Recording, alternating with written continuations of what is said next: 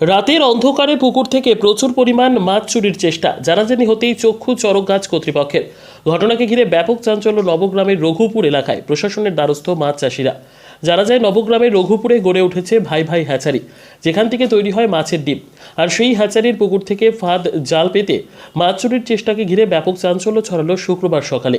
কর্তৃপক্ষ জানায় ভাই ভাই হ্যাচারির পুকুরে ফাঁদ জাল পেতে মাছ চুরির চেষ্টা করে। সকালে খবর পেয়ে পুকুর পাড়ে গিয়ে দেখা যায় প্রায় 50 কেজির ওপরে জালে মাছ লেগে পড়ে আছে পুকুর পাড়ে।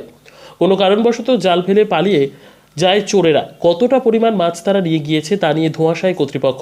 তাদের অনুমান প্রায় 100 কেজি মাছ চুরির চেষ্টা করেছিল তারা, যদিও সবটা নিয়ে যেতে পারেনি, ফেলে পালায়। শুধু তাই নয়, এর পূর্বেও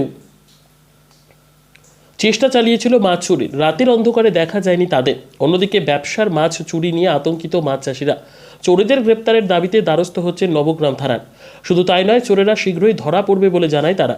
এ নিয়ে কি জানাচ্ছেন তারা দেখুন। ব্যুরো রিপোর্ট, 3 রাত স্টার নিউজ। কিভাবে জানলেন যে মাছ চুরি করার জন্য ওরা এই করছিল, ফাঁদ পেতে? এটা আমরা 1 বছর 2 থেকে বুঝতে পারছি যে মাছ চুরি করছে। এর আগে একবার চিনতে পারিনি, তাড়াই হেঁটেল রাত্রে, পালিয়ে গেছিলো বিল দিয়ে হেঁটে, ধরতে পারিনি। মানে বছর 2 থেকে এরকম মাছ চুরি হচ্ছে, কিন্তু আমরা কোনো টের পাইনি। হয়তো আজকে যে চুরিটা হয়েছে, রাত্রে কারেন্ট ফারেন্ট ছিল না, আধার ছিল, অন্ধকার ছিল, অন্ধকারে এসে চুরি গেছে। দিঘিতে যত মাছ ছিল সবই ধরেন চুরি করলে। আজকে কিভাবে জানতে পারলেন? আজকে সকালবেলা একটা ছেলে, কি নাম আর, ইয়ারুল নামে ওই ছেলেটা এসে খবর দিল। সকালবেলা ইয়ারুল বলে একটা ছেলে আছে এখানে, ও এসে খবর দিলে যে এখানে ফার্স্ট পেট ফাটা আছে। হ্যাচারি থেকে টম বলে একজনকে ডেকে নিয়ে গেছিলো, ডেকে নিয়ে যে মাছ ছাড়ালছে, কিছু ফেলে দিয়েছে, আর কিছু 12-14 কেজি মতন বিক্রি করেছি, আর এখানে কিছু আছে এখনো। আর ওরা রাত্রে যা পেরে আছে ছাড়ালছে, ওরা তো আর চোর তো আর এভাবে এমনিতে পাতেনি, জালটা টেনে তুলতারেনি মাছের লাগার কারণে। ওরা কি মাছ নিয়ে গেছে বলে মনে হচ্ছে নাকি? নিয়ে গেছে, মাছ নিয়ে গেছে। রাত্রে যখন ফার্স্ট পেটাছে নিয়েছে, আর আগেও কয়েকবার পেটাছে ফার্স্ট। এখন কি ব্যবস্থা নিচ্ছেন? এখন থানায় স্টেপ নেবো, একটা আইনের মাধ্যমে যতটুকু করার সেটুকু করবো আমরা। সেই ব্যবস্থাতে আছি, সেই ব্যবস্থায় নেবো। আপনার নাম? আমার নাম ডালিম শেখ। সকালে যখন আমরা উঠি, হ্যাঁ, তখন একজন দত্তত্ব এসে বলছে যে এই পুকুরটার নাম হচ্ছে ভাঁড়ালি। বললো মাছ জাল পাতা আছে, জাল তুলতে দেখা যাচ্ছে প্রচুর মাছ। হ্যাঁ, এই মাথা থেকে ও মাথা জালটা পাতা হয়েছিল। হ্যাঁ, মোটামুটি আপনার 50 কেজির উপরে মাছ ধরেন জালে লেগেছিল।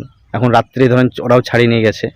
হ্যাঁ, এটা হচ্ছে আপনার হ্যাচারির এমনি ডিম চাষের জন্য মাছ ফেলে রাখা হয়। হ্যাঁ, এই মাছ মানে অতিরিক্ত যত্নের উপরে রাখানো হয়, সেই মাছ চুরি হয়ে গেছে। এতে মালিকের একটা প্রচুর টাকা ক্ষতির আশঙ্কা দেখতে পেয়েছি আমরা। হ্যাঁ, এইভাবে যদি দিনের পর দিন এইভাবে আমার যদি মাছ চুরি হয়ে যায়, তাহলে মালিক ধরেন অনেক টাকার ক্ষতির মুখে পড়বে। এটার জন্য আজকে যখন দেখেছি, তখন আজকেই বুঝতে পারছি যে এর আগেও হয়তো অনেক দিন গোপনে মাছটা ধরা হয়। আপনারা হতাশায়, আগেও হয়তো চুরি হয়েছে। হ্যাঁ, আমরা সবাই হতাশায় আছি। আজকে কি কারণে মাছটা নিয়ে যেতে পারেনি বলে মনে করছেন? আজকে কি কারণে বলতে গেলে, এই পুকুরের উপরে আপনার কট পাতা আছে। হ্যাঁ, ওই বড় মাছ ওই কটের সঙ্গে পাল্টে খেয়ে জালটাকে তুলতে পারেনি, এই কারণে, এবং সকাল হয়ে যায়, এই কারণে ওরা মাছটা নিয়ে যেতে পারেনি। মাছগুলো কি মাছ ছিল মনে হয়? মাছগুলো সব আপনার রুই ছিল, কালবাউস ছিল, কাতলা ছিল। এই মাছগুলো কি বাজারে সচরাচর বিক্রি হয় নাকি এগুলো ডিম তৈরির জন্য ব্যবহার হয়? না, এগুলো সবই ডিম তৈরির জন্য ব্যবহার হয়। জায়গাটার নাম কি? জায়গাটার নাম হচ্ছে রঘুপুর গোয়ালপাড়া। আপনার নাম? আমার নাম গৌর মণ্ডল। আপনি? আমি এই হ্যাচারি ম্যানেজার।